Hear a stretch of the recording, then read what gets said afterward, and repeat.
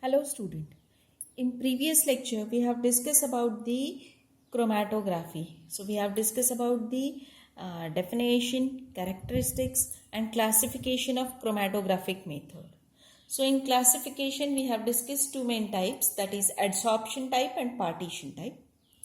And in partition type we have discussed about the gas liquid chromatography, that is a gas liquid chromatography, and liquid liquid chromatography. So in liquid liquid chromatography there is one type, that is HPLC, high performance liquid chromatography. So today we are going to discuss that high performance liquid chromatography. Now what is exactly mean by this HPLC, what is there, and everything we are going to discuss. So as I have told you, HPLC is a type of liquid liquid chromatography, means one type of liquid which is supported on a inert solid will act as a stationary phase, while another type of liquid which is generally immiscible with previous one is act as a, or it will act as a mobile phase. So hence it is a liquid liquid chromatography. So as it is a liquid liquid chromatography, so separation is based on the differential distribution of solute between two phases. This HPLC is used for separation, detection and identification of large number of chemically similar components of the sample. So like other chromatographic technique, this is also used for the separation and identification of the technique, different components present in the sample. Now why this HPLC is developed? Because before developing HPLC, gas chromatography is most widely used technique. But there are certain limitations in gas chromatography. Out of that, very first limitation is that in case of gas chromatography, it's compulsory that samples must be present in their gaseous state. If sample is not present in their gaseous state, then the separation becomes difficult. One more limitation of gas chromatography is there, because as particle size is large and you can say that the pressure is less. So in case of gas chromatography, the problem of band broadening is always there. That is, the width of the peak at the base widens. That is known as a band broadening. So due to that, identification of component becomes difficult, especially when the components characteristics are very close to each other, or when the component distribution ratio is very close to each other. At that time, the identification becomes difficult, or it takes more and more time for separation. So these limitations of gas chromatography are overcome in case of high performance liquid chromatography. Now how they are overcome in case of HPLC, that we'll discuss. In case of HPLC, the particle size of stationary phase is very small, as well as a special type of you can say that pressure pumps are used. So the mobile phase runs over the stationary phase at high pressure. So therefore this HPLC is also known as high pressure liquid chromatography, because the pressure is very high. And one more limitation of gas chromatography, that sample must be present in its gaseous phase. Yes, that is also overcome in case of HPLC. So therefore this HPLC is developed. Now we'll discuss little about the principle of HPLC. So as in case of it's a type of partition chromatography, so separation is based on the differential distribution of solute between two phases. So it's a liquid liquid chromatography, as well as it's a type of column chromatography also, because the stationary phase is in the form of column. Uh, Now, in case of high performance liquid chromatography, especially it is divided into two types, that is a reverse phase chromatography and normal phase chromatography.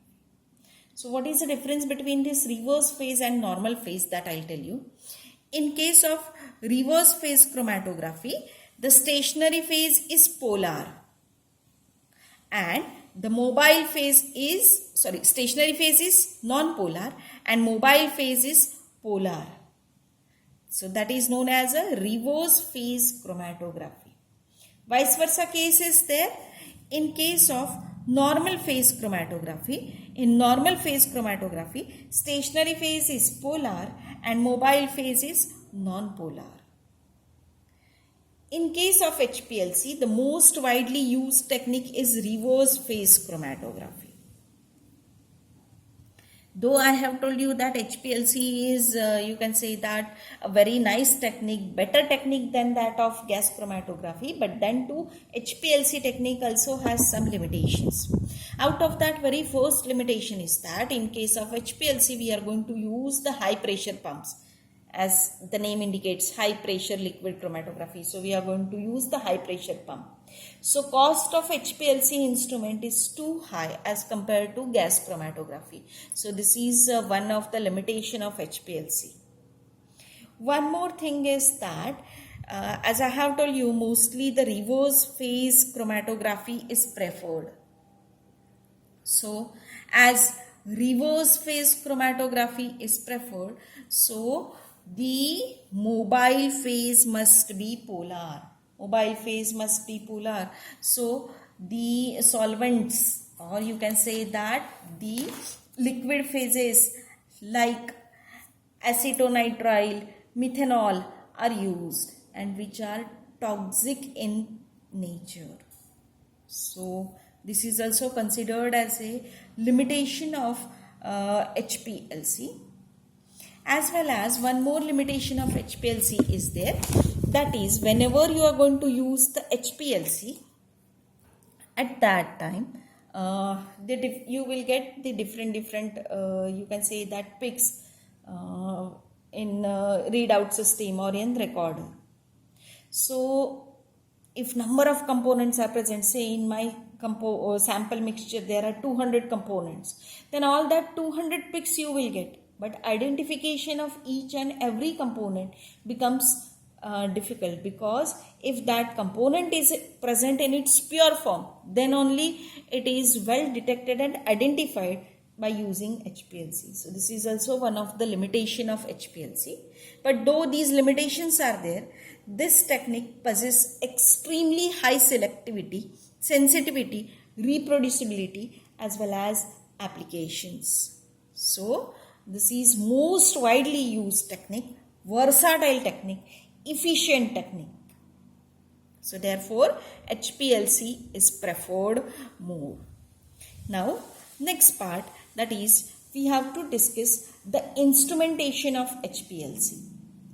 Now in instrumentation, I'll show you the schematic diagram. There are number of schematic diagrams are given in the book. Different types of schematic diagrams are given in different book. Even in different reference book you will get the different types of schematic diagram.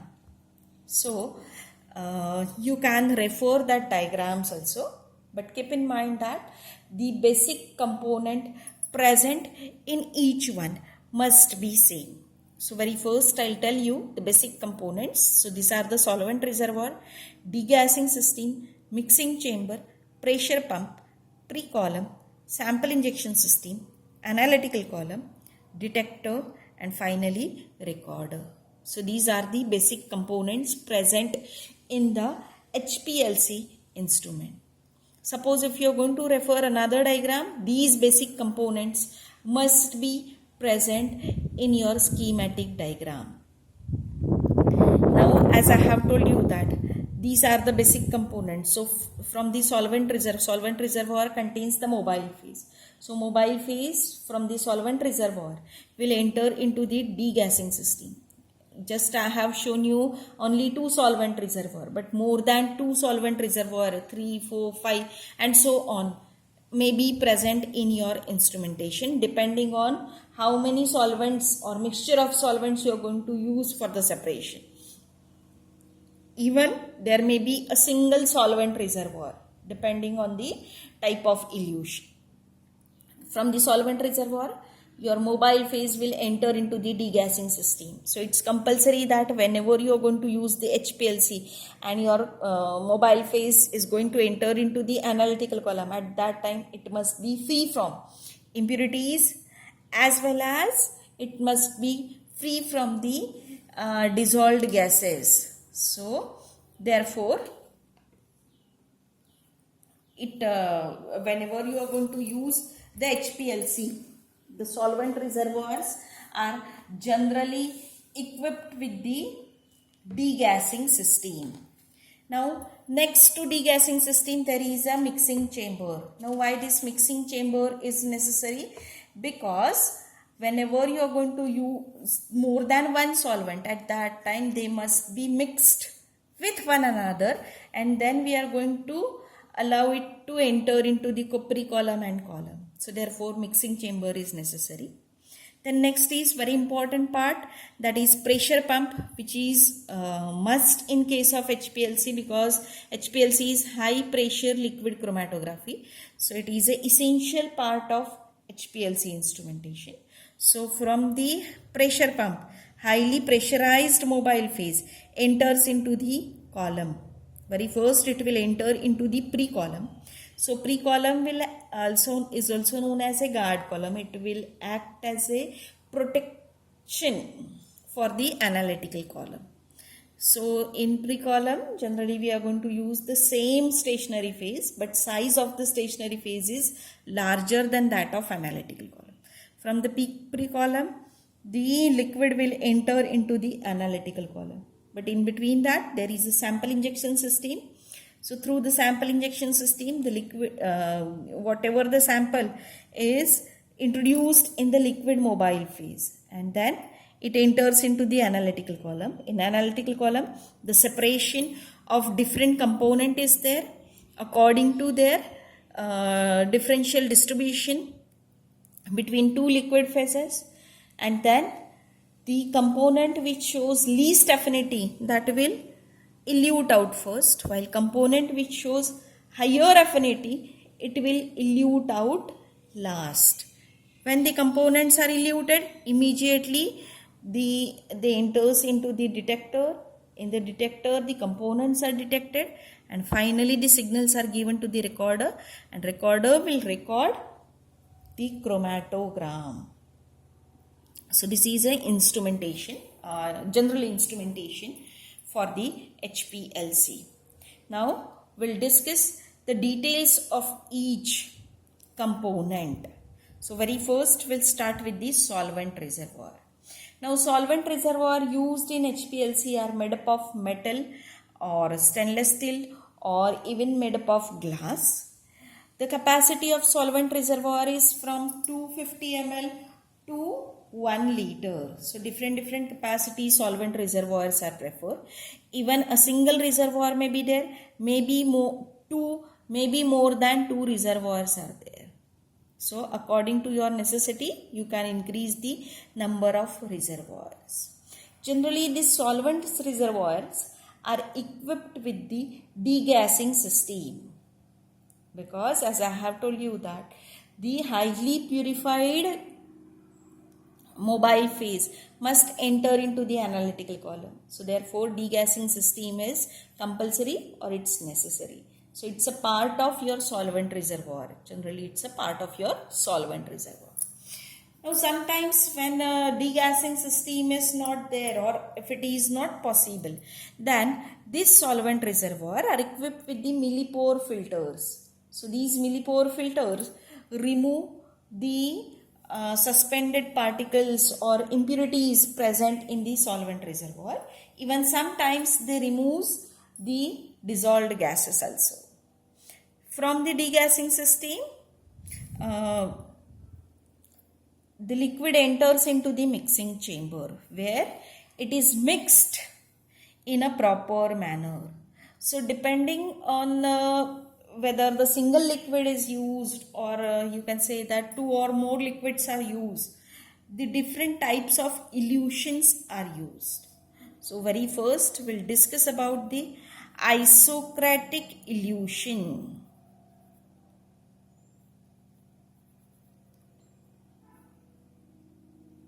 Now what is meant by the isocratic elution?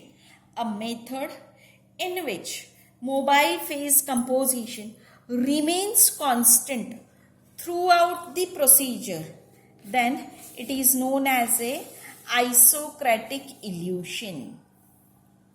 Mobile phase composition remains constant throughout the process is known as isocratic elution. So generally, in case of isocratic elution, the single solvent is preferred.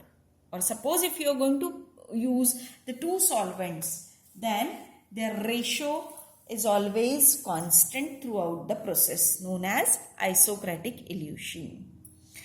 Second is gradient elution. Second is gradient elution.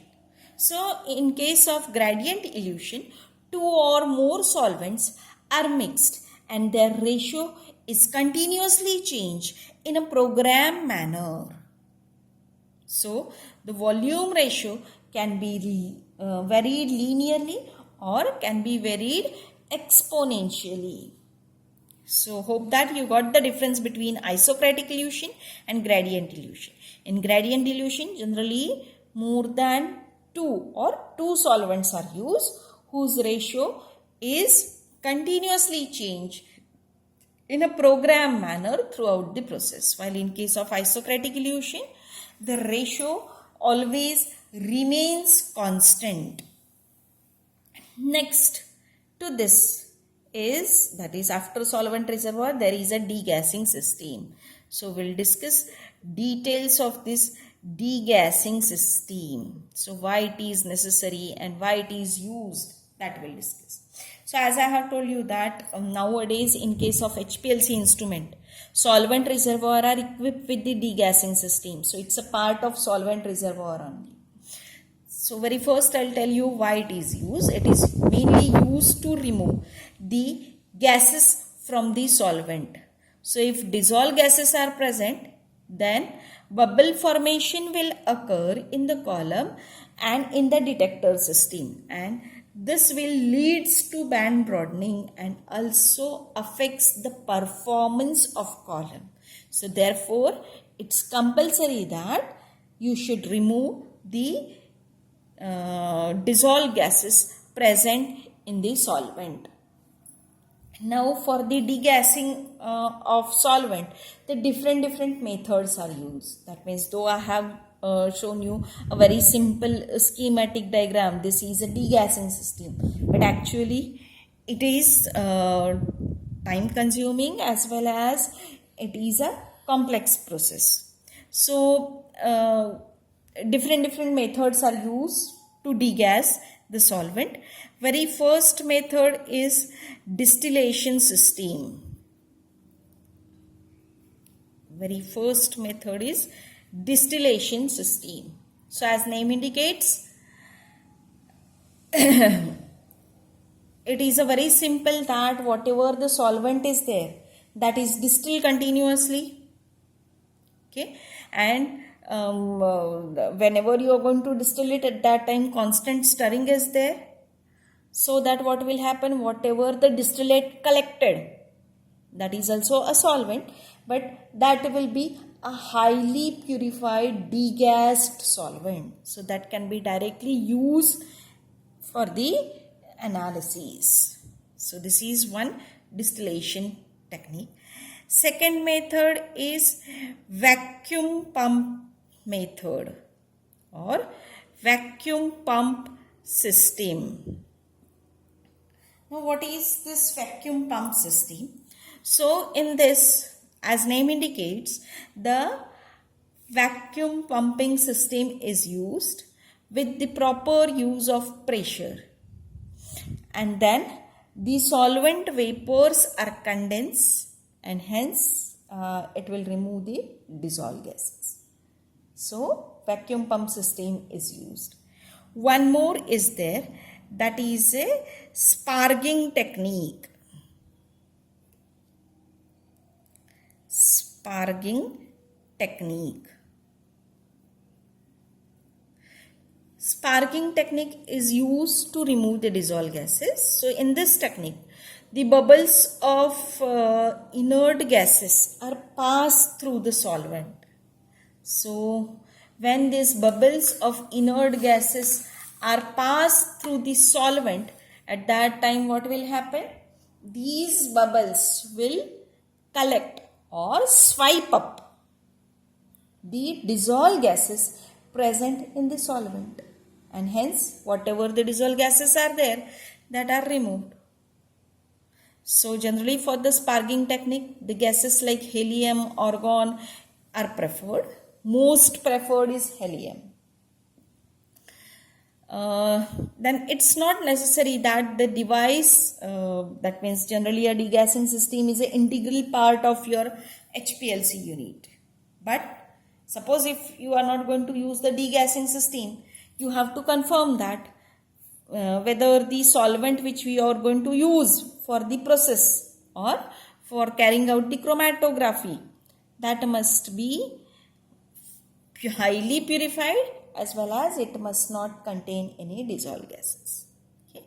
So this is all about for the solvent reservoir and degassing system, along with that mixing chamber which we have discussed in this solvent reservoir only. Okay. Next is for the pressure pump, that we'll discuss in the next lecture. Thank you.